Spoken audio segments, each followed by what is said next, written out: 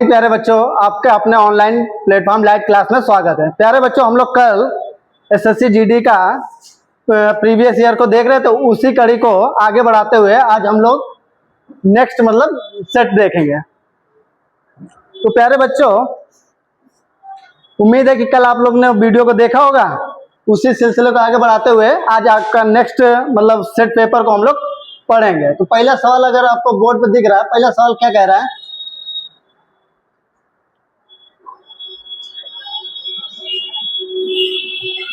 पहला जो सवाल है वो क्या कह रहा है? सारंग ने एचडीएफसी में 4% वार्षिक ब्याज दर पर कुछ धनराशि का निवेश किया। यदि 2 वर्षों के बाद सारंग को वार्षिक रूप से चक्रवृद्धि ब्याज होने वाला चक्रवृद्धि ब्याज के रूप में 153 रुपए प्राप्त होता है, तो संगत साधारण ब्याज ज्ञात कीजिए। तो प्यारे बच्चों, इसमें क्या क्या दिया है? इसमें जो रेट है, रेट कितना प्रतिशत है? 4%। रेट 4% है। समय कितना दिया है? 2 वर्ष। टाइम की बात करें तो 2 वर्ष दिया है। उसके बाद जो सीआई जो है वो कितना प्राप्त होता है? तो 153 रुपए। सीआई की बात करें तो 153 रुपए प्राप्त होता है। तो हमसे कह रहा है कि संगत साधारण ब्याज ज्ञात कीजिए। तो संगत साधारण ब्याज मतलब एसआई। ठीक है। तो प्यारे बच्चों, अगर हम थोड़ा समझें तो इसको हम ऑप्शन से भी कर सकते हैं। ऑप्शन को देख रहे हैं तो 165, 150, 145, 160। ठीक है। हम सीआई की बात करें तो सीआई क्या होता है, एसआई क्या होता है? सीआई जो होता है वो कहीं ना कहीं एसआई से आपका ज्यादा होता है। अगर हम एसआई की बात करें और सीआई, एसआई जो होता है वो पहले साल और दूसरे साल सेम होता है, जबकि सीआई के केस में क्या होता है, जो पहले साल जो ब्याज होता है उस पर भी ब्याज देना पड़ता है। तो ये जो होता है वो पूरा तुम्हारा किस में आ जाएगा? सीआई में। ठीक है। अब ये हम जानते हैं कि जो एसआई होता है वो सीआई से छोटा होना चाहिए। जाहिर सी बात है कि ये पूरा एसआई होता है और ये कुछ ब्याज जो होता है वो सीआई, तो सीआई बड़ा होगा, एसआई छोटा। तो यहाँ पर अगर हम ऑप्शन को देखें कि 153 से कौन छोटा दिख रहा है, तो अगर देखें 153 से छोटा, तो छोटा यही दो दिख रहा है। ये 153 से 165 बड़ा है, ये बड़ा है। तो ये तो मालूम है कि या तो 150 होगा या 145 होगा। तो अगर हम 150 को अगर लेंगे तो 150 का मतलब ये है कि पहले साल ब्याज कितना देना होगा? 75 रुपए, और दूसरे साल जो ब्याज है वो भी 75। तो 2 साल का जो ब्याज, 2 साल का जो एसआई होगा वो कितना हो जाएगा? 150। जबकि सीआई कितना दिया है? 153 रुपए। तो 153 रुपए दिया है, इसका मतलब 3 रुपए यहाँ पर ब्याज मिला होगा। तो ये 3 रुपए ब्याज जो है वो किस पर मिला होगा? 75 पे। तो यहां से अगर हम रेट निकाले, अगर रेट 4% हो जाएगा तो इसका मतलब जो एसआई है आपका यही 150 एसआई होगा। ठीक है। तो देखते हैं 3 का ब्याज मिल रहा है किस पर? 75 पे गुणे 100। तो सॉल्व करेंगे 25 या 75, 25 चौको 100, 3 से 3 कैंसिल हो जाएगा, 4। इसका मतलब 4% हमारा रेट आ रहा है। तो इसका मतलब हमने जो 150 वैल्यू लिया था उसके अकॉर्डिंग रेट हमारा 4% आ रहा है। इसका मतलब आपका आंसर कौन सा हो जाएगा? 150। ठीक है। अब अगले सवाल की बात करें। अगला सवाल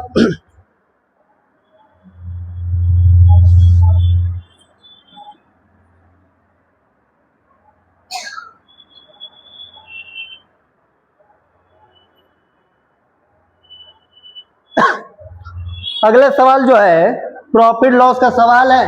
एक ग्राहक किसी विशेष वस्तु को खरीदने के लिए 40% की छूट या 25% और 15% की 2 क्रमिक छूट के बीच निर्णय नहीं ले पा रहा कि दोनों छूट के बीच कितना अंतर है। ठीक है। इसी तरह के सवाल हम लोग ने पिछले वाला जो क्लास है उसमें हमने समझा था कि क्रमिक छूट कैसे निकालते हैं। तो पहला छूट कितना दिया? 40%। ठीक है। उसके बाद दूसरा जो छूट है वो 25% और 15% की 2 क्रमिक छूट। क्रमिक छूट निकालने के लिए हम लोग ने पिछले क्लास में पढ़ा था। तो क्रमिक छूट निकालते कैसे हैं? x + y - xy/100 x plus y की बात करें तो 25 और 15 कितना हो जाएगा 40 माइनस 25 और 15 बटे में 100।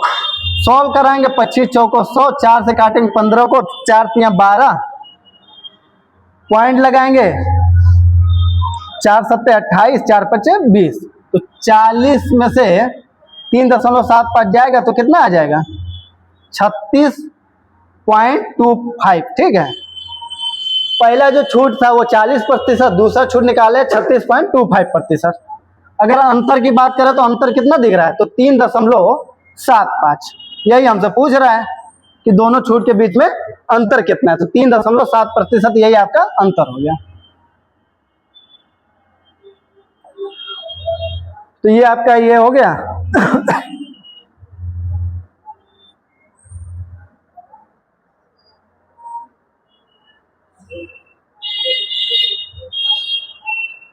प्रश्न नंबर तीसरे की बात करें तो प्रश्न नंबर तीसरा लिखा है कि एक दुकानदार के पास 7 सेंटीमीटर त्रिज्या वाला है एक गोला का लड्डू है, उसी सामग्री से 3.5 सेंटीमीटर त्रिज्या वाला कितने लड्डू बनाए जा सकते हैं। मान लीजिए कि एक बड़ा लड्डू है, उसी सामग्री से कितने लड्डू बनाया जा सकता है। तो जाहिर सी बात है जो ये 7 सेंटीमीटर त्रिज्या वाला जो लड्डू होगा उसका आयतन जितने छोटे गोले के मतलब जितने छोटे गोले वाले लड्डू बनाने उनका आयतन बराबर होगा। अब गोले का आयतन क्या होता है, तो गोले का आयतन क्या होता है 4/3 पाई आर क्यूब। तो आयतन आपको पता होना चाहिए तभी जाके ये सवाल होगा। तो बड़े गोले का आयतन की बात करें तो बड़े गोले का आयतन में त्रिज्या क्या है 7 सेंटीमीटर, तो इसको आर कैपिटल आर बराबर कितना हो जाएगा 7 सेंटीमीटर। छोटे गोले का आयतन की बात, छोटे गोले की अगर त्रिज्या की बात करें तो इसको स्मॉल आर से लिख लेंगे, स्मॉल आर बराबर 3.5 सेंटीमीटर। ठीक है, हम जानते हैं कि जो बड़े गोले का आयतन होगा उतने ही मतलब छोटे छोटे लड्डुओं का आयतन के बराबर होगा। तो बड़े गोले का आयतन की बात करें तो 4/3 पाई आर क्यूब। ठीक है, इसी बड़े गोले से कितने छोटे छोटे गोले मतलब लड्डू बनाए जा सकते हैं, मान लीजिए n लड्डू बनाए जा सकते हैं। तो n जो छोटे छोटे गोले मतलब लड्डू का आयतन कितना हो जाएगा 4/3 पाई आर क्यूब। ठीक है, इससे ये कैंसिल हो जाएगा, तो यहां से n बराबर कितना हो जाएगा आर क्यूब।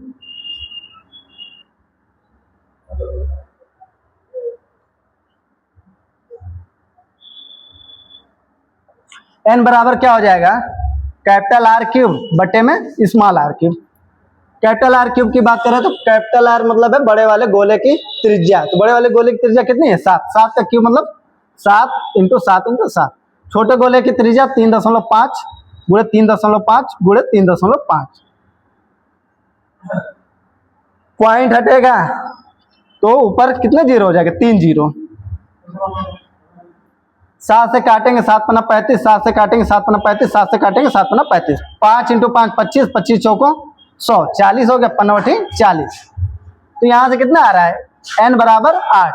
तो जो गोलों की संख्या हो जाएगी वो कितनी हो जाएगी 8। आंसर क्या है डी। ठीक है, तो डी बराबर कितना दिया है 8।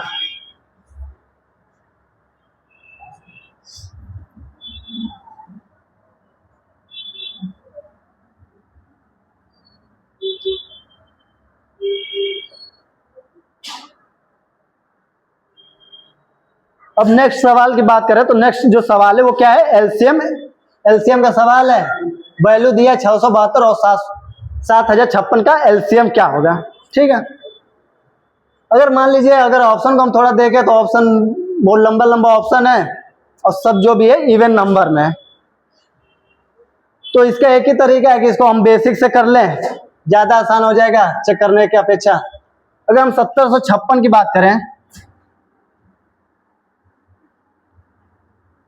तो 7056 मतलब 7056 को अगर काटेंगे तो हम अगर 56 देख रहे तो 4 से कट रहा है, इसका मतलब 4 से इसको काट लीजिए। 4 एकम 4, ठीक है, और 4 सत्ते 28, 2 4 छंग 24 और 4 चौक 16। ठीक है, फिर 4 से काट लीजिए, 4 चौक 16, 4 चौक 16, 4 एकम 4, और उसके बाद ये 441 आपको दिख रहा है कि 21 का स्क्वायर होता है, तो 21 एकम 21 और 1। ठीक है, तो यही आपका 7056 का अगर देख रहे हो तो 4 4 21 21। अगर हम 672 की अगर बात करें तो इसको देख लीजिए 672। अगर मान लो हम 21 अगर इसको हम काटे तो 21 से कट रहा है, तो 21 दूनी 42, 21 63, 4 बचेगा, 4 और 2 42, 21 दूनी 42। ठीक है, 21 से कट रहा, तो 21 से कट रहा कितनी बार में? 21 दूनी 21 63 और 4 21 दूनी 42। इसका मतलब जो 672 है इसको हम क्या लिख सकते हैं? 21 इंटू 32। अब इसको देखेंगे तो 21 इसमें दिख रहा है, ठीक है, 32 यहाँ दिख रहा है, तो 32 का मतलब 4 चौक 16, 2 नहीं है तो 2 का इसमें गुणा करा लीजिए, तो यही आपका क्या हो जाएगा? एलसीएम। ठीक है, तो एलसीएम अगर बात करें यही आपका एलसीएम हो जाएगी। इसका हम जानते हैं ये 70, इसका मान क्या होता है? 7056 है, ये 4 इंटू 4 21 इंटू 21, 2 का हमने एक्स्ट्रा गुणा कराया तो 2 का गुणा करा लीजिए। तो 2 छंग 12, इसका मतलब लास्ट में क्या आना चाहिए? 2। ऑप्शन को देखेंगे लास्ट में 2 कहां पर है, तो पहले में नहीं है, दूसरे में नहीं है, तीसरे में नहीं है, एक ही ऑप्शन दिख रहा है, चौथा 2 है, तो यही आपका राइट आंसर हो जाएगा। ज्यादा कुछ अब करने की जरूरत नहीं है, नहीं तो करना है तो कर लीजिए। 2 छंग 12 का 1, 2 पंच 10 और 1 11 और 2 सत्ते 14, तो 14,112। ठीक है, आपका यही ऑप्शन नंबर डी।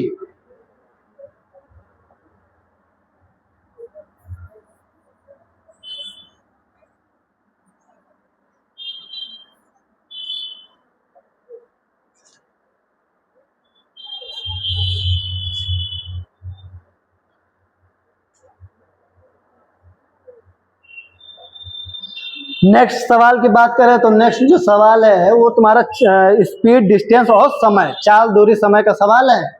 पढ़े, रचिन एक दूरी 2 घंटे तक 60 किलोमीटर प्रति घंटे की चाल से और 80 किलोमीटर की दूरी 40 किलोमीटर प्रति घंटे की चाल से तय करता है। रचिन की औसत चाल पूछ रहा है, एवरेज स्पीड। ठीक है, तो एवरेज स्पीड की अगर बात करें तो एवरेज स्पीड जो होता है वो टोटल डिस्टेंस बटे टोटल टाइम। ठीक है, टोटल डिस्टेंस और टोटल टाइम, यही आपका होता है। अगर हम टोटल डिस्टेंस की बात करें तो रचिन एक दूरी 2 घंटे में 60 किलोमीटर प्रति घंटे की चाल से चलता है। 2 घंटे में 60 किलोमीटर प्रति घंटे की चाल से चल रहा है, तो दूरी यहां से कितना निकलेगा? दूरी बराबर चाल गुणे समय, तो चाल 60 है और समय 2 है, तो यहां से 12 आ गया। तो ये दूरी अगर करें, ये दूरी कितना आ रहा है? 60 दूनी 120, 120 दूरी यहाँ पर आ गया, तो यहाँ पे नोट कर लिए 120। उसके बाद यहाँ पर दूरी कितनी है? 80 किलोमीटर की दूरी 40 किलोमीटर प्रति घंटे की चाल से तय करता है, तो एक दूरी यहाँ पर 80 दिया है, तो इसको नोट कर लीजिए। टोटल समय की बात करें तो यहाँ 2 घंटे ले रहा है, उसके बाद यहाँ पर कितना, यहाँ पर समय नहीं दिया तो समय निकाल लीजिए। यहाँ पर यहाँ से समय कितना निकलेगा? समय बराबर दूरी बटे चाल, दूरी 80 है और चाल 40 है, तो दूरी बटे चाल का मतलब 40, 80 को 40 से डिवाइड करिए, कितना आ जाएगा? 2। 2 यहाँ पे आ गया। सोल्व करेंगे तो 200 बटे में 4, 50 किलोमीटर प्रति घंटा। ऑप्शन आपका कौन सा हो जाएगा? 1। तो ये आपका 5वां हो गया। नेक्स्ट प्रश्न को देखते हैं, 6ठा नंबर। 6ठवां में क्या कह रहा है? ये भी आपका रेल ट्रेन मतलब ट्रेन से संबंधित प्रश्न है। प्रश्न को पढ़िए, क्या कह रहा है कि 2 रेलगाड़ियां जिनमें से प्रत्येक 180 मीटर लंबी है, ठीक है, समांतर पटरियों पर 50 किलोमीटर प्रति घंटा और 70 किलोमीटर प्रति घंटे की चाल से एक दूसरे की ओर बढ़ रही हैं। कितने सेकंड में वो एक दूसरे को पूरी तरह से पार कर जाएंगे? ठीक है, अब देखो इसी तरह से हम लोग जो सवाल है पिछले जो प्रैक्टिस सेट करवा रहे थे तो उसमें पढ़ रहे थे, सेम वैसे ही सवाल है। 2 रेलगाड़ियां हैं जो कि 180 मीटर लंबी है,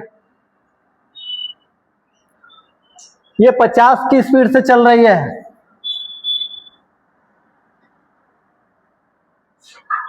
और एक दूसरी ट्रेन है, इसकी भी अपनी खुद की लंबाई 180 मीटर है, जो कि एक दूसरे के अपोजिट मतलब एक दूसरे की ओर बढ़ रही है। ये कितने से चल रही है? 70 किलोमीटर प्रति घंटे की स्पीड से।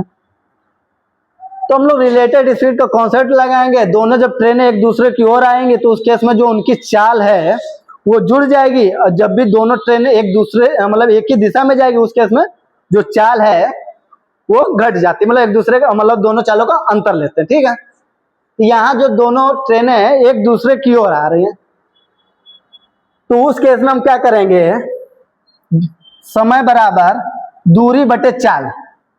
दूरी क्या हो जाएगी, दूरी क्या मतलब है दोनों ट्रेनों की खुद की लंबाई।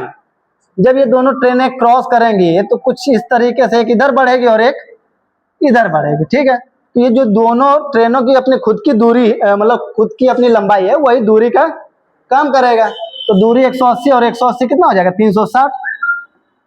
उसके बाद चाल की बात करें तो दोनों अपोजिट में है, तो जुड़ जाएगा 70 और 50 120। ये तुम्हारा मीटर में है, ये किलोमीटर प्रति घंटे में है, तो इसको चेंज कर लीजिए मीटर पर सेकंड में। 5/18 का गुणा कराइए और यही 18 ऊपर चला जाएगा। ऊपर सॉल्व कराएंगे तो 12 12 24 36 3 बार में। उसके बाद 18 36 54 54/5। 5 से 54 को डिवाइड करेंगे तो 5 से कम 5 0 पॉइंट लगाएंगे 8। तो ये आपका सेकंड में आंसर हो जाएगा। आंसर आपकी बात करें तो तीसरा नंबर आपका राइट आंसर। ठीक है,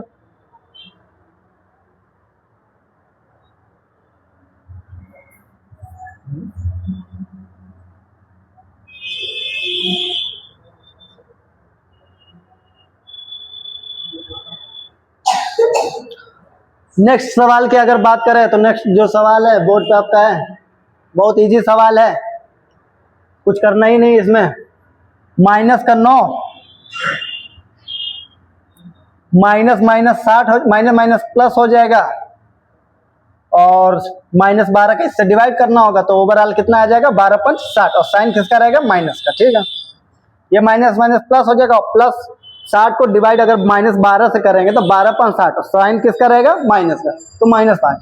यहाँ पे गुणा कराएंगे तो 9 त्रिक 27, प्लस माइनस गुणे में साइन माइनस, तो ये 27। जोड़ देंगे तो 27 और 5 कितना होता है 32, और 32 और 9 जो होता है 41, तो कितना हो जाएगा 41। अगर साइन की बात करें तो माइनस माइनस प्लस और प्लस माइनस माइनस। ठीक है, तो जो आंसर आएगा वो माइनस का 41 होगा।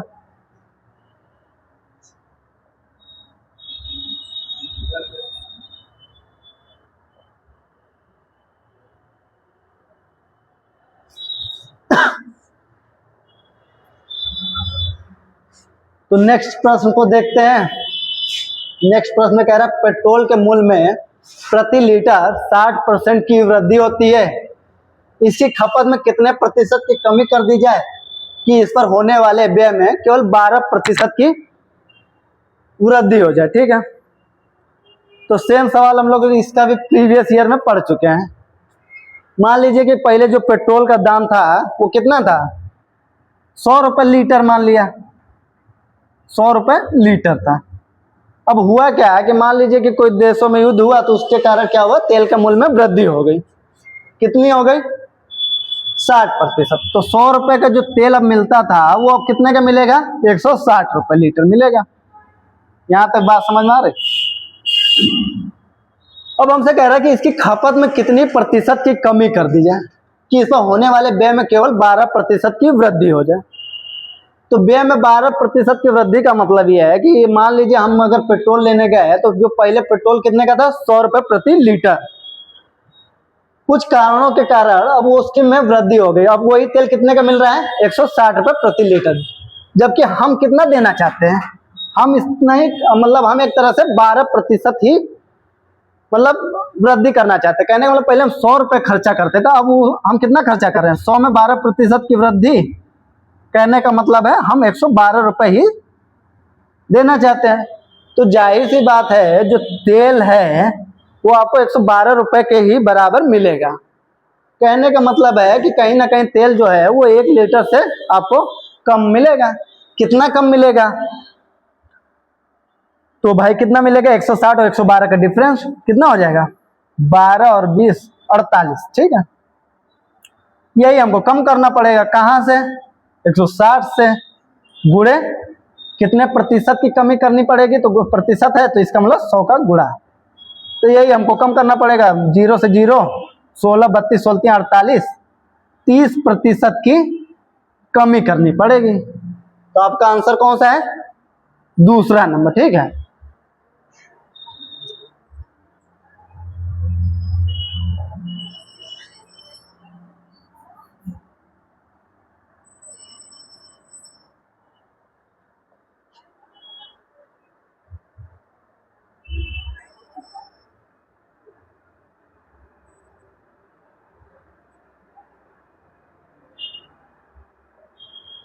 नौ नंबर प्रश्न की बात करें तो 9 नंबर प्रश्न क्या कह रहा है कि राजेश्वर एक कार्य को 12 दिनों में, विक्रम 6 दिनों में और टाइगर 15 दिनों में पूरा कर सकता है। वे सभी एक साथ कार्य करना शुरू करते हैं, लेकिन राजेश्वर 2 दिन बाद कार्य करना छोड़ देता है और विक्रम कार्य पूरा होने से 3 दिन पहले कार्य करना छोड़ देता है। कार्य कितने दिन में पूरा होगा, ठीक है। तो टाइम एंड वर्क का सवाल है। सवाल में कह रहा है कि राजेश्वर एक काम को 12 दिन में और विक्रम एक काम को 6 दिन में और टाइगर एक काम को 15 दिन में करता है, ठीक है। अगर हम टोटल वर्क की बात करें तो इन्हीं का एलसीएम, वही आपका टोटल काम होता है। तो 12, 6, 15 का जो एलसीएम लेंगे तो कितना एलसीएम हो जाएगा? 60 आपका एलसीएम हो जाएगा। यही आपका टोटल वर्क है, ठीक है। अब यहां से हम क्षमता निकालें तो क्षमता कैसे निकलेगा? अगर क्षमता की बात करें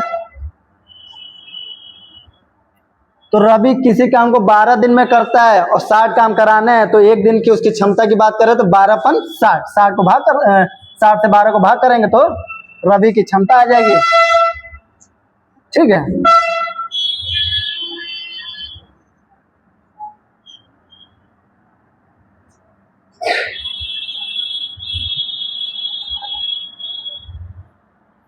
क्षमता 12/5 60, इसको भाग करेंगे तो 10 और इसको भाग करेंगे तो 15 को 60, ठीक है।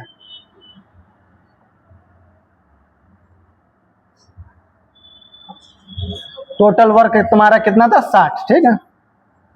अब देखो ये कह रहा है कि वे सभी एक साथ कार्य करना शुरू करते हैं, लेकिन राजेश्वर 2 दिन बाद कार्य करना छोड़ देते हैं। स्टार्टिंग में क्या था कि तीनों लोग साथ में कार्य करना स्टार्ट किए और 2 दिन के बाद क्या हुआ कि राजेश्वर काम मतलब छोड़कर चला जाता है। तो स्टार्टिंग के 2 दिन वो लोग तीनों लोग साथ में काम किए होंगे।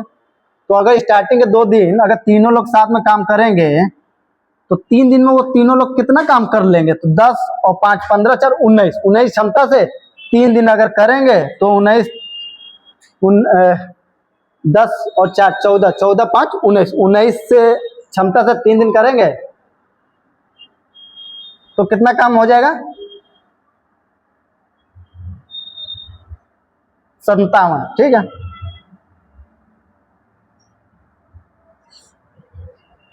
दो दिन करना है इसमें।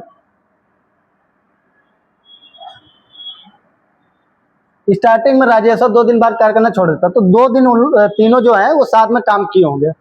तो 2 दिन में कितना काम करेंगे? 10 5 15 4 19 दूनी 38। 2 दिन अगर साथ में मिलकर काम करेंगे तो कितना काम कर लेंगे? 38 काम, ठीक है। उसके बाद क्या कह रहा है? और विक्रम पूरा होने से 3 दिन पहले कार्य करना छोड़ देता। अब हुआ क्या है कि जैसे मान लीजिए काम समाप्त होना था तो उसके 3 दिन पहले क्या हुआ कि विक्रम कार्य को छोड़ देता है। मान लीजिए काम अगर 13 दिन में समाप्त होना था तो 10 दिन तक ये किया और 13 दिन का मतलब है 10 दिन ये कार्य करके छोड़ देता, तो लास्ट का 3 दिन बचेगा। तो वही कह रहा है कि और विक्रम कार्य पूरा होने से 3 दिन पहले कार्य करना छोड़ देता है। तो इसका मतलब लास्ट का जो 3 दिन का काम होगा वो कौन करेगा? टाइगर। तो टाइगर अगर 3 दिन लास्ट का करेगा तो 4 क्षमता से करेगा 3 दिन का काम, 12 काम यहाँ हो गया, 38 काम यहाँ हो गया। 38 और 12 की बात करें तो कितना हो जाएगा? 50 काम तो ये हो गया। 38 और 12 50, टोटल काम था कितना? 60 काम। 60 में 50 अगर घटा देंगे तो बचेगा कितना? शेष काम कितना बचेगा? 10। अब ये 10 काम को कौन करेगा? जो बीच में कौन बचे थे? विक्रम और टाइगर। तो विक्रम और टाइगर इसी 10 काम को करेंगे कितने दिन में? तो 10 काम है, 10 और 4 14 क्षमता से करेंगे तो कितना दिन लेंगे, 2 पंचे 10 और 2 सते 14, 5/7। तो ये 5/7 दिन यहाँ हो गया, 3 दिन यहाँ हो गया और 2 दिन यहाँ, तो 3 2 5 और 5 सही 5/7, टोटल कितना दिन हो जाएगा। तो पूरा समय की बात करें 2 3 2 5 और 5 सही 5/7, यही आपका पूरा टोटल डे निकलेगा। ऑप्शन की बात करें तो ऑप्शन कौन सा हो जाएगा, दूसरा नंबर, ठीक है। तो ये 9वां नंबर हो गया।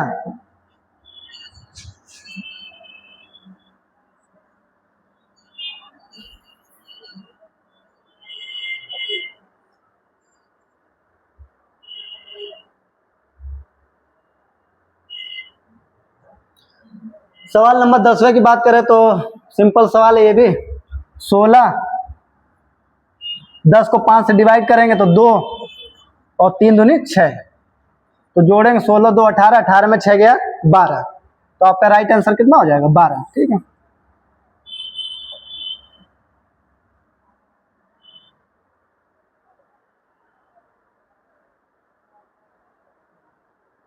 और 11 नंबर सवाल की बात करें तो ये भी आपका प्रॉफिट लॉस का सवाल है। एक बेईमान दुकानदार अपने सामान को क्रय मूल्य पर बेचने का दावा करता है,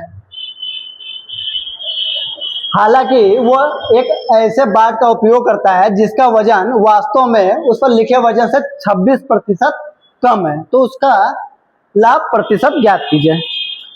सेम सवाल हम लोग ने पिछले सवाल में पढ़ा था और सेम वही सवाल है, वैल्यू कुछ आपका चेंज किया गया। तो देखिए, मान लीजिए कि एक बेईमान दुकानदार था, वो अपने सामान को क्या कह रहा है कि क्रय मूल्य पर देने का दावा करता है। तो मान लीजिए कि हम एक दुकानदार के पास गए, तो उसने हमसे क्या कहा है कि हम आपसे क्या लूटेंगे, आप तो हमारे पड़ोसी हैं, आपको हम जो जितने मतलब जितने पे खरीदे थे उसी रेट पे हम दे रहे हैं आपको। जबकि उसने ऐसा नहीं किया, उसने क्या किया है कि उसने जो बाट है उसने 26% कम बाट का उपयोग किया। तो देख लीजिए,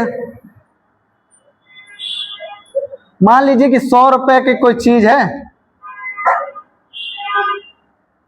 1 केजी उसको देना चाहिए था, 1 केजी का मतलब 1000 ग्राम, ठीक है। 100 रुपए प्रति किलो कोई मान लीजिए चीनी होगा, उसको 1000 ग्राम देना चाहिए था, जबकि उसने दिया कितना है, 26% कम। तो 26% कम का मतलब यह है कि 1000 का 26% कितना होता है, 260 ग्राम। तो 260 ग्राम अगर कम देता है तो दिया कितना उसने, 540 ग्राम। कितने की उसने बेईमानी किया, तो जाहिर सी बात है कि 1000 हमको देना चाहिए था, उसने दिया कितना, 540 ग्राम। 260 ग्राम उसने लाभ कमाया, यहां से दिख रहा है, यही तो लाभ कमा रहा है। हमसे उसका पूछा कि उसका लाभ प्रतिशत ज्ञात कीजिए। तो लाभ प्रतिशत अगर ज्ञात करना है, लाभ प्रतिशत की बात करें तो 260 ग्राम का लाभ कमा रहा है, कितना देकर, 540 ग्राम गुणे 100। सॉल्व करा लेंगे, 0 से 0, 2 से 130 बार में, और 2 से 2 दिन 4, 2 7 14, 27, तो 1300 बटे में 27, यही आपका राइट आंसर हो जाएगा। ऑप्शन को देखेंगे तो ऑप्शन सही बटे में है, एक ही ऑप्शन है,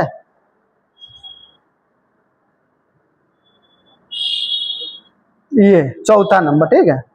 तो चौथा नंबर आपका आंसर हो जाएगा।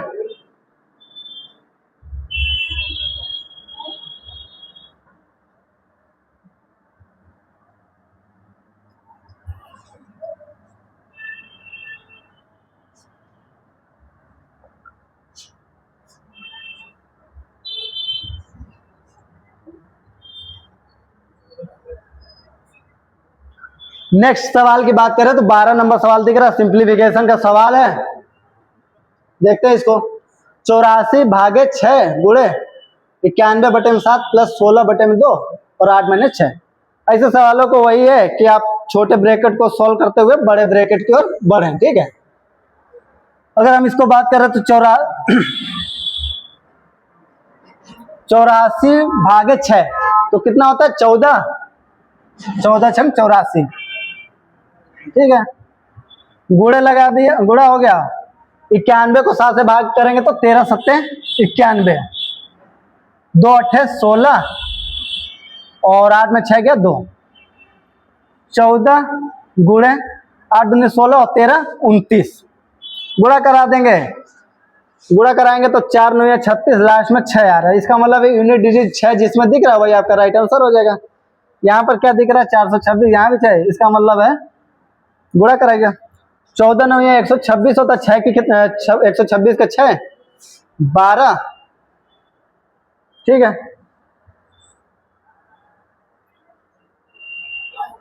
तो कितना हो जाएगा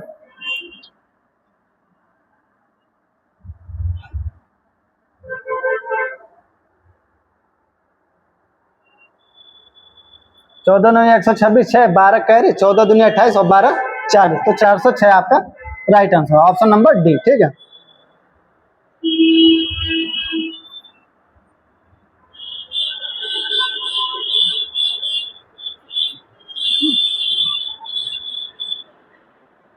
नेक्स्ट सवाल को पढ़ते हैं। नेक्स्ट सवाल क्या कह रहा है कि दो ट्रेनें 60 किलोमीटर प्रति घंटा और 110 किलोमीटर प्रति घंटे की चाल से विपरीत दिशाओं में गति कर रही है।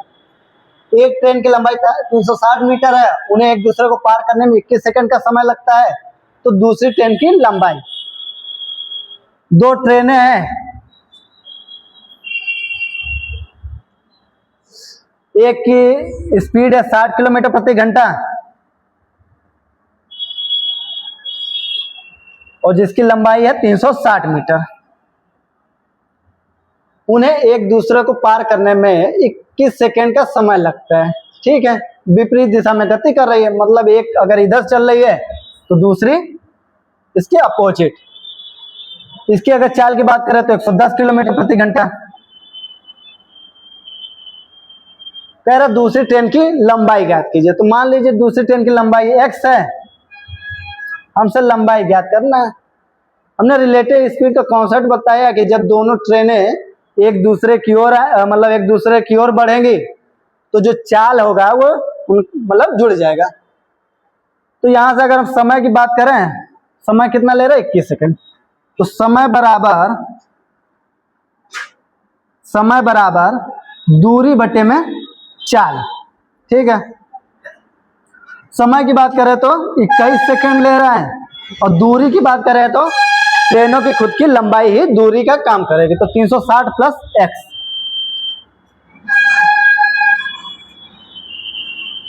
और चाल की बात करें तो चाल आपका जुड़ जाएगा, तो 110 और 160, 110 और 60 170, ठीक है।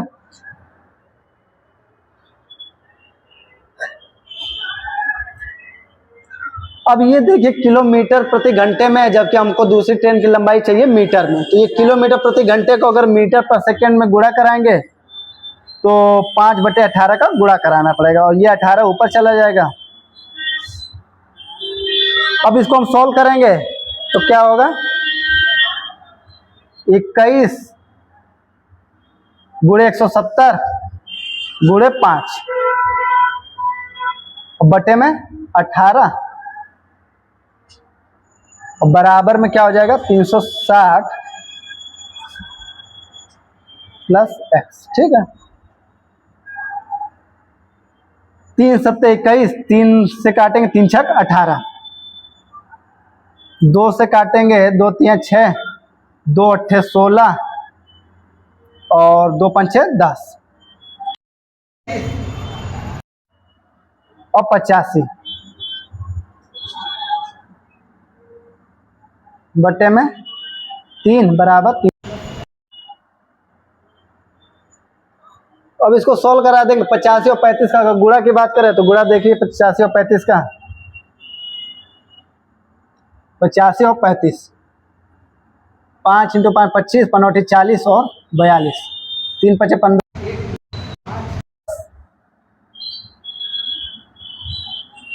5 9, 5 और 5 2 7।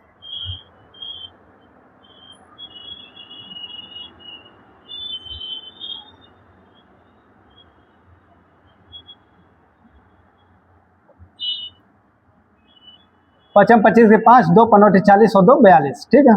3 5 15 के 5, 1 3 बटे 24 और 1 25, ये हो जाएगा 5 5 2 7 और 5 4 9 और 2975।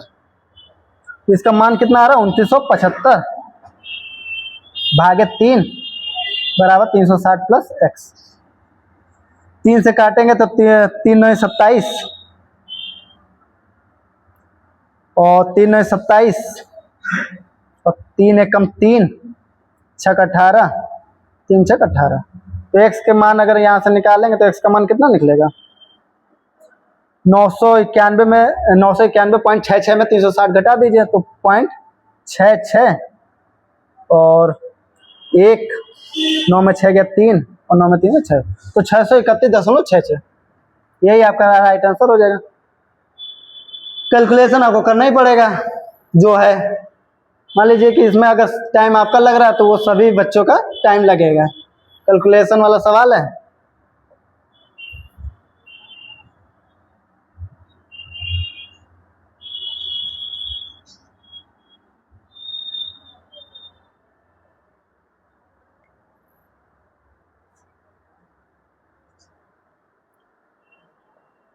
नेक्स्ट सवाल की बात करें तो 14 नंबर सवाल क्या कह रहा है, एक उम्मीदवार को 25%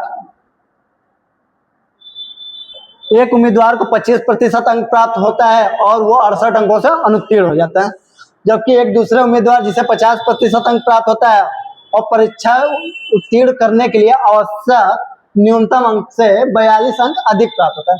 तो परीक्षा के लिए पूर्णांक ज्ञात कीजिए। परसेंटेज का सवाल है आपका कि इसमें 2 उम्मीदवार थे, मान लीजिए कि पहला उम्मीदवार और एक दूसरा उम्मीदवार। पहला उम्मीदवार क्या करता है कि 25% अंक प्राप्त करता है। मान लीजिए कोई एग्जाम है, 25% अंक प्राप्त करता है और 68 अंकों से अनुत्तीर्ण हो जाता है। यदि तो इसका अगर हम पास की बात करें, अगर पास होने के लिए क्या होगा कि 25% अंक प्राप्त करता है और 68 अंकों से अनुत्तीर्ण हो जाता है। मान लीजिए यदि 68 अंक अगर उसको मिल जाता है तो वो क्या हो जाता है एग्जाम में पास हो जाता है।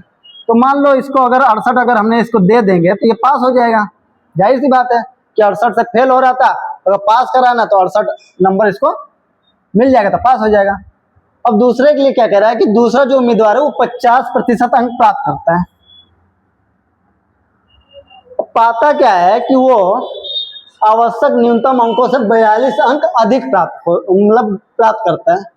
अब देखिए दूसरा जो उम्मीदवार है वो 50% अंक प्राप्त करता है और देखता है कि वो 42 अंक अधिक ले आए हैं। तो अगर इसका हम पास की बात करें तो यदि अगर 42 अंक अगर ना भी होता तो भी वो पास हो जाता है।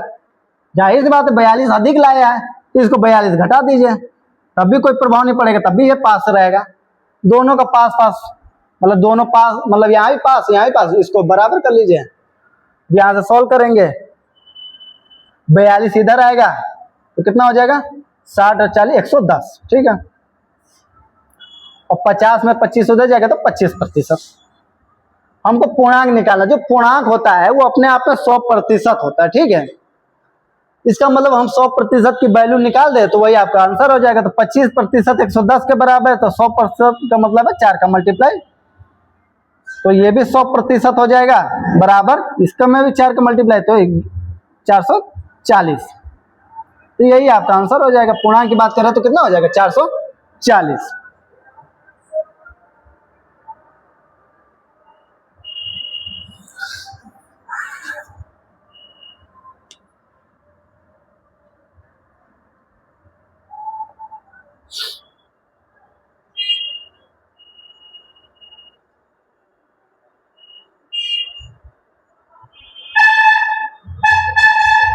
सवाल नंबर 15 की बात करते हैं तो सवाल नंबर 15 क्या कह रहा है कि वार्षिक साधारण ब्याज के समान दर पर अमित 5400 की राशि निवेश करता है और गोपाल 9400 की राशि निवेश करता है।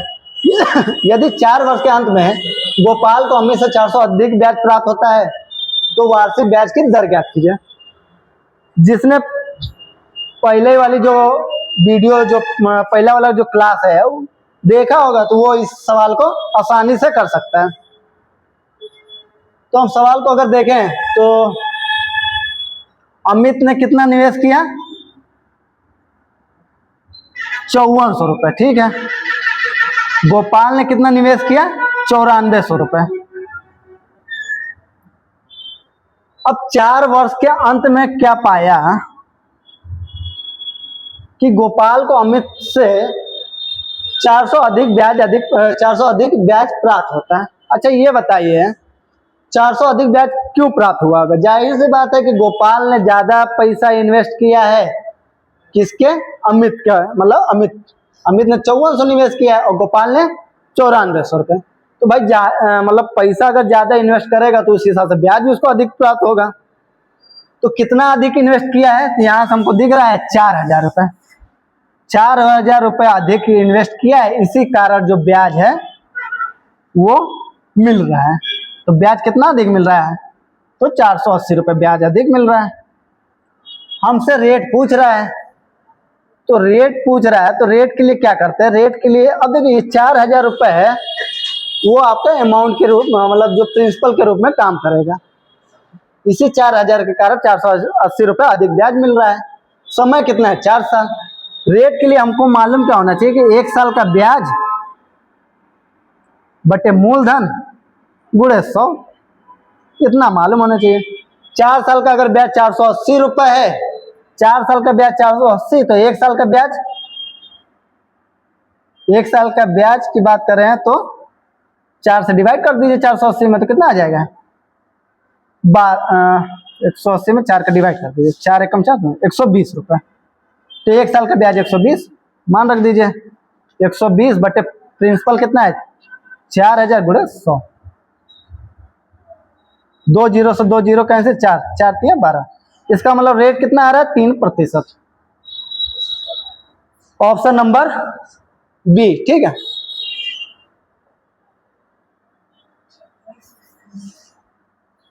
ये सब ओरली अपना दिमाग में ही आदमी कर सकता है, लिखने की इतना जरूरत नहीं है।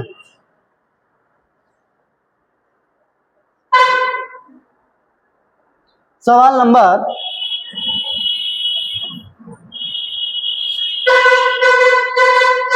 16 की बात करते हैं। तो 16 नंबर भी प्रॉफिट लॉस का है। देखिए अगर प्रॉफिट लॉस है और परसेंटेज सवाल काफी है, कम से कम 5 6 7 सवाल हमको परसेंटेज और प्रॉफिट लॉस ही के दिख रहा है इसमें। कह रहा है कि एक दुकानदार 520 रुपए में एक वस्तु खरीदी का मतलब है सीपी कितना है, 520 रुपए। क्रय मूल्य मतलब कॉस्ट प्राइस 520 रुपए है। और कितना लाभ कितना लाभ कमाना चाहता है, 10%। तो 10% अगर लाभ कमाना चाहता है तो उसको कितने में बेचना होगा। तो सिंपल सी बात है, अगर एसपी निकालना है तो 520 का ही 10% निकाल दो। तो 10% निकालो या 110 सीधे निकाल लीजिए। तो 110% निकालेंगे तो 110% का मतलब 110 बटे में 100, 2 1 0 1 0 1 0 1 0, 11 52 का गुणा करा लीजिए, 11 दूनी 22। इसका लास्ट में जहां 2 दिख रहा है वही आपका राइट आंसर हो जाएगा, ठीक है। गुणा करा लीजिए, 11 दूनी 22, 2 11 5 55 और 57, तो 572 रुपये।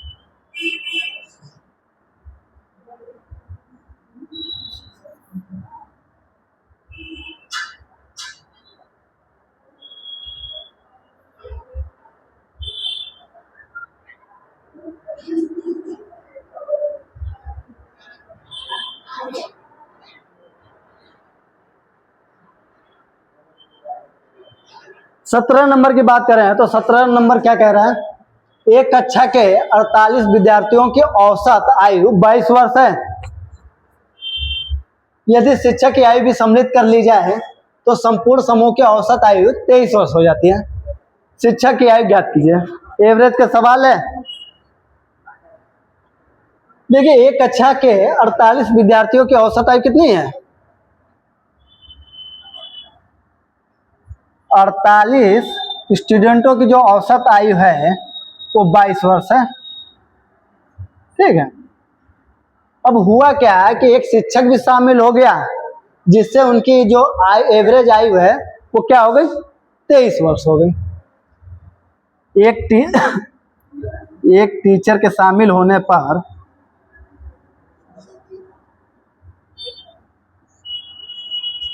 23 वर्ष हो जाती है। अच्छा ये बताइए, अगर मान लीजिए अध्यापक अगर मान लीजिए 22 वर्ष का रहा होता तो कोई चेंजमेंट होता? नहीं होता भाई, 82 मतलब 22 वर्ष ही होता। बट यहाँ पर क्या हुआ कि अध्यापक जैसे ही आया तो क्या हुआ कि जो उनकी औसत आयु है वो औसत आयु क्या हो गई, 1 वर्ष बढ़ गई। मतलब जो 22 वर्ष थी तो वो क्या हो गई, 23 वर्ष। तो इसको अगर हम थोड़ा समझे तो समझ के ये हो जाएगा सही। अगर मान लीजिए एक टीचर अगर आया तो अब टोटल अगर संख्या की बात करें तो कितना हो जाएगा, 49। बेसिक अगर करना हो तो बेसिक का मतलब 49 का गुणा 23 में करिए, जो आएगा उसमें 48 × 22 का करिए और घटा लीजिए, आपका आंसर हो जाएगा। अगर थोड़ा इसको समझें तो समझ के भी मतलब आसानी से हो जाएगा। 48 छात्रों का औसत आई 22 वर्ष है, एक टीचर आया तो 23 वर्ष हो गए। इसका मतलब ये बताइए कि मान लीजिए जो टीचर आया होगा कुछ ज्यादा लेकर आया होगा, तभी तो औसत 23 वर्ष हुआ है। कितना ज्यादा लेकर आया होगा, तो 48 जो स्टूडेंट हैं उनके बराबर मतलब उतना भरकर लेकर आया होगा। कहने का मतलब अगर 23 वर्ष का रहा होता, मतलब खुद अगर 23 वर्ष का होगा और एक जो विद्यार्थियों की संख्या थी वो 48, तो 23 वर्ष मान लीजिए खुद अपना लेकर आया हो और एक एक्स्ट्रा कितना मतलब कितने स्टूडेंटों के लिए लेकर आया हो, 48। तो एक स्टूडेंट मतलब एक स्टूडेंटों की बात करें तो 48 स्टूडेंट का मतलब बात करें तो 48 विद्यार्थियों के लिए कितना एक्स्ट्रा लेके आना होगा, 48 ईयर। तब जाकर अगर बैठेगा तो औसत जो एज हो जाएगी वो कितनी हो जाएगी, जोड़ लीजिए 23 और 48 कितना हो जाएगा, 8 9 10 11 की 1 4 2 6 और 7 71 वर्ष। इसका मतलब जो अध्यापक होगा वो 71 वर्ष का होगा, तब जाके औसत आयु कितनी हो जाएगी, 23 वर्ष। बेसिक करना हो तो बेसिक में क्या हो जाएगा कि एक टीचर आया तो अब जो संख्या हो जाएगी 49 का गुणा कर लीजिए 23 में,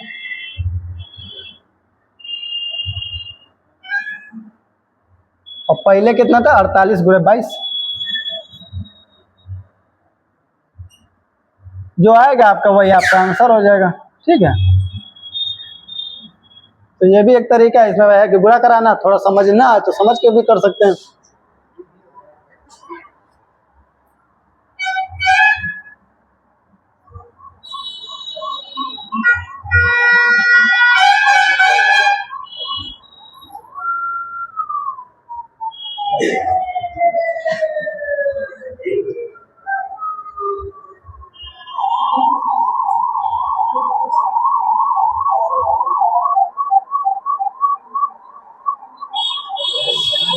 प्रश्न नंबर 18 की बात करें तो 18 वाला समझ प्रश्न देखिए, मिश्र समानुपात का प्रश्न है।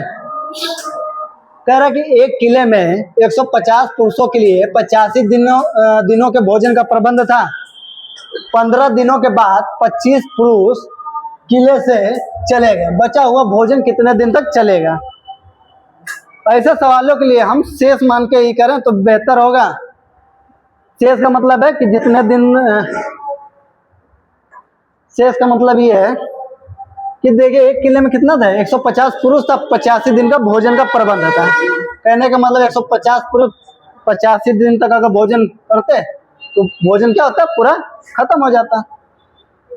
अब यहाँ पर देखें तो 15 दिनों के बाद 25 पुरुष किले से चले गए। अच्छा ये बताए 15 दिनों के बाद, तो 15 दिनों के बाद का मतलब है कि 15 दिन 150 पुरुष भोजन खाए होंगे। तो अगर 15 दिन तक अगर भोजन खाए होंगे तो शेष भोजन अब कितना बचा होगा, ये बताइए आप।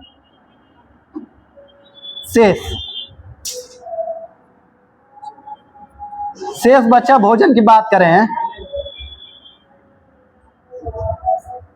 मान लीजिए 15 दिन तक अगर 15 दिन तक 150 पुरुष खाए होंगे तो कितने दिनों का भोजन बचा, तो 85 में से 15 दिन लेस कर देंगे तो 70 दिन।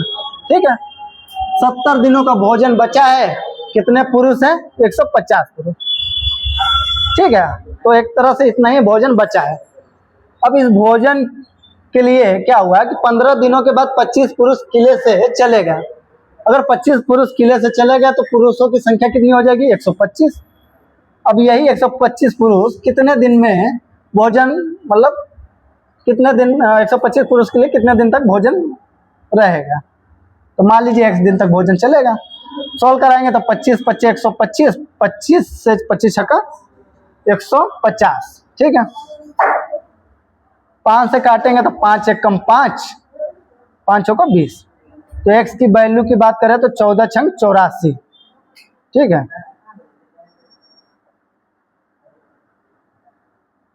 अगर x की वैल्यू की बात करें तो 14 इंटू 6 84, ठीक है। 84 दिनों तक भोजन चलेगा। Option number A.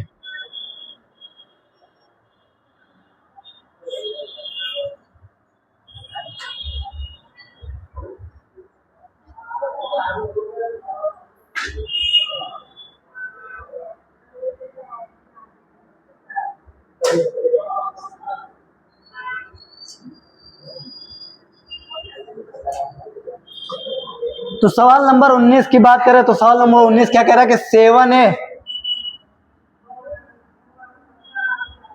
और 6B और 12C, ठीक है, ये दिया है और ABC का अनुपात हमसे पूछ रहा है। तो ऐसे सवालों में क्या करते हैं कि ये जो दिया है, A के साथ जो वैल्यू है, B के साथ जो वैल्यू है और C के साथ जो वैल्यू है, उनका हम एलसीएम लेकर डिवाइड कर देंगे। तो 7 और 6 और 12, 12 का एलसीएम कितना होता है? 12 और 6 7 का एलसीएम 84। तो 84 को डिवाइड कीजिए, जो बट्टे में आएगा वही आपका अनुपात हो जाएगा।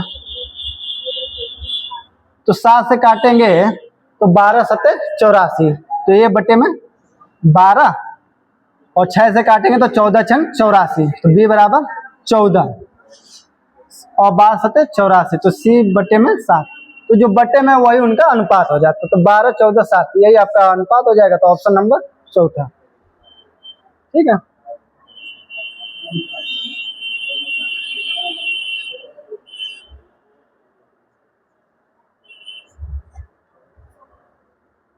अब देखो नेक्स्ट लास्ट प्रश्न है 20 नंबर।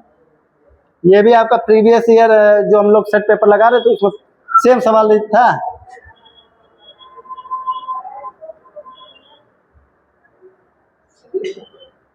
कह रहा है कि नितिन के पास 1617 रुपए है, उसने इसे अपने पुत्रों प्रवीण और ऋषि के बीच बांट दिया है तथा उन्हें इस वार्षिक रूप से चक्रवृद्धि ब्याज होने वाला 10% के ब्याज की दर पर निवेश करने को कहा, ठीक है। ये देखा गया है कि प्रवीण और ऋषि को क्रमशः 17 और 18 वर्ष बाद समान धनराशि प्राप्त हुई। नितिन ने प्रवीण को कितनी धनराशि दी? पिछले सवाल में सेम सवाल था, मंदार के 2 पोते थे, तुषार और केतन।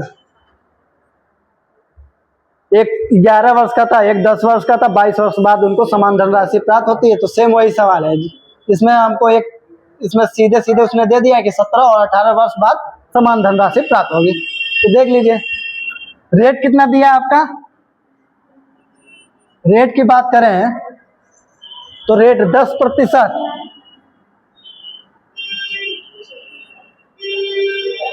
प्रवीण था और ऋषि था, ठीक है। अब प्रवीण और ऋषि, अगर समय की बात करें तो प्रवीण और ऋषि क्रमशः 17 और 18। प्रवीण को जो धन है वो 17 वर्ष के लिए मान लीजिए लगा और ऋषि को 18 वर्ष, ठीक है। अगर यहाँ की हम गैप की बात करें तो गैपिंग कितनी आ रही है? 1 वर्ष, ठीक है। 1 वर्ष की गैपिंग आ रही है। कहने का मतलब ये है कि ऋषि का जो धन है वो 18 वर्ष के लिए लगा रहेगा और प्रवीण का जो धन है वो 17 वर्ष का लगा रहेगा। तो ये तो जाहिर सी बात यहाँ से समझ में आ रहा है कि ऋषि को कुछ पैसा कम देना होगा स्टार्टिंग में और प्रवीण को कुछ पैसा अधिक, क्योंकि प्रवीण जो है वो 17 वर्ष के लिए ही उस पर ब्याज लगेगा। तो देख लीजिए 10% की अगर हम बात करें तो 10% की अगर फ्रैक्शन की बात करें तो 10/100। यहां सोल्व करेंगे तो 1/10। यदि प्रवीण को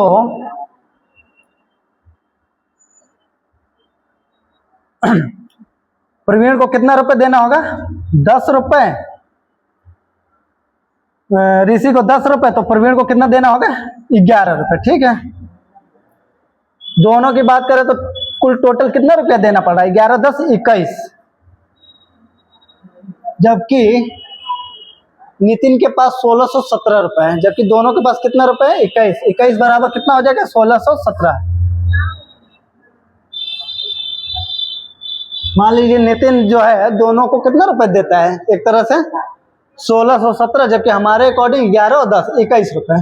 तो 21 बराबर 1617 पूछ कह रहे हैं नितिन ने प्रवीण को कितनी धनराशि दिया? नितिन ने प्रवीण को कितनी धनराशि दिया? 11। तो जो पूछा जाए ऊपर बताया जाए, नीचे इंटू वैल्यू। सॉल्व कर देंगे, आपका आंसर आ जाएगा। ठीक है, तो नितिन ने प्रवीण को कितना धनराशि दिया? यहां से सॉल्व कीजिए। 3 सत्ते 21 और 3 पच्चे 15 और 1 16, 3 त्रिका 9 और 3 सत्ते 21। ठीक है, 7 से काटेंगे तो 7 सत्ते 49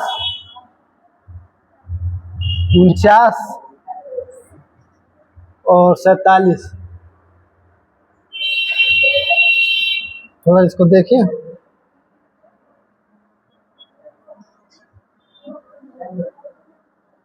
1617।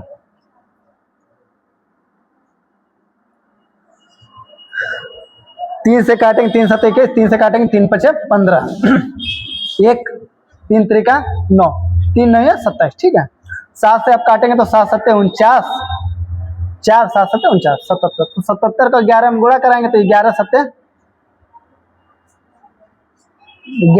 77, 11 सत्ते 77 और 77 और 7 84। ठीक है,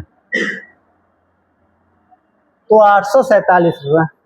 ऑप्शन नंबर बी यही आपका राइट आंसर हो जाएगा। तो ये आपका 20 सवाल था, एसएससी जीडी में प्रीवियस ईयर में पूछा गया था, इसको हम लोग ने देख लिया। अगर डाउट होगा तो वीडियो को आप दोबारा देख, अगर मान लीजिए एक बार में अगर वीडियो ना समझ में आ रहा हो तो वीडियो को दोबारा में देख सकते हैं। ठीक है, तो आज के लिए इतना ही। तो वीडियो अच्छी लगी होगी तो लाइक शेयर और सब्सक्राइब कीजिएगा। आज के लिए इतना ही, धन्यवाद।